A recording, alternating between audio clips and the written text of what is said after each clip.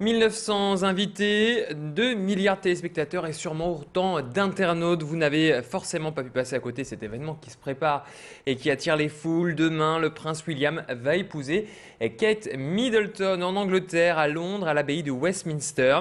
Cet engouement pour cette noce a atteint également la métropole. À Lille, la boutique de produits alimentaires Thomas Green est prise d'assaut. Ce ne sont pas les spécialités culinaires qui attirent les clients, mais plutôt de la porcelaine fine à l'effigie du prince William et de sa fiancée. Cette vaisselle et collector est signée Ainsley. Ce magasin, seul diffuseur en France de ces mugs, assiettes ou tasses, est déjà victime de son succès puisque tout a été vendu. Alors justement, pourquoi les clients se sont-ils précipités pour garder un souvenir de ce mariage ? Écoutez ces réactions recueillies hier en boutique par Tanguy Lecluse.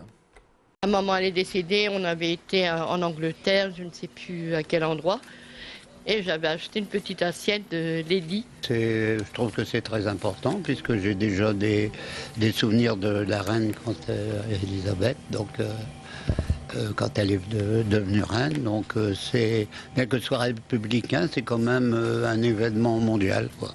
Oh, c'est le prétexte d'une petite matinée entre filles avec des jeunes filles dont nous sommes les mamans qui ont entre 8 et 14 ans et qui sont intéressées de voir quel reporter à la princesse. Début de la cérémonie du mariage, c'est donc demain à 11 h. C'était le grand rush hier au guichet du stade Lille Métropole. 10 000 places ont été vendues en une seule après-midi, soit la moitié des billets disponibles pour le LOSC. Seuls les abonnés ont pu se procurer les précieux sésames à raison de 2 par personne. Le 14 mai prochain, Lille affronte le PSG en finale de la Coupe de France. Les Dogs n'ont pas joué de finale depuis 1955. Un moment historique que les supporters ne voulaient surtout pas rater.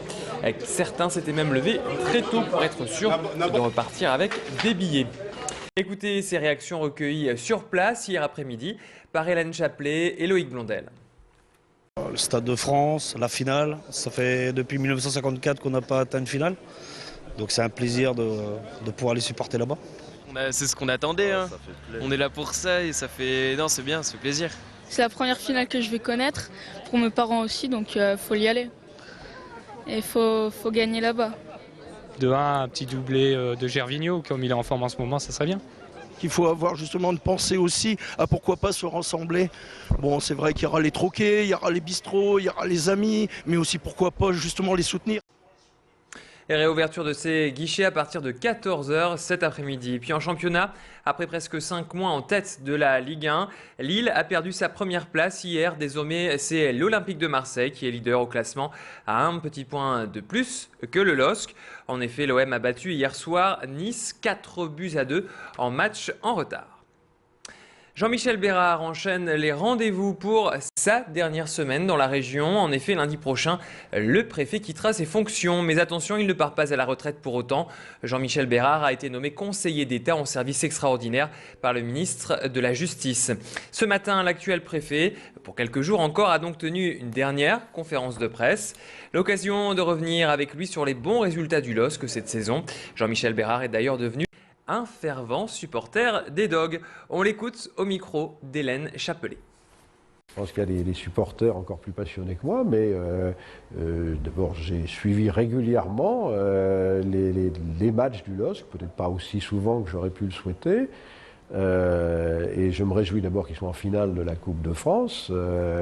Mes regrets, je crois que c'est le 14 mai, ça sera de ne pas pouvoir assister, en tout cas in situ, à cette finale. Puis je vois qu'ils se font rattraper et légèrement dépassés par Marseille aujourd'hui.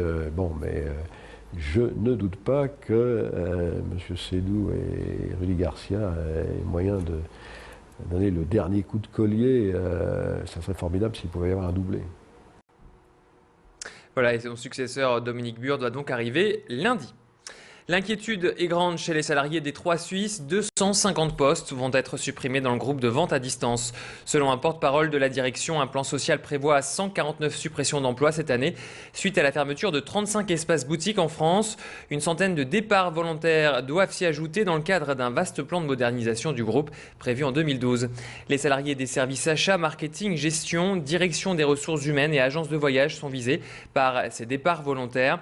Mais les syndicats sont très inquiets. Ils pensent que cette cette réorganisation pourrait entraîner des suppressions de postes qui sont doubles. Hier, notre reporter Baptiste Blick s'est rendu au siège des Trois Suisses à Croix.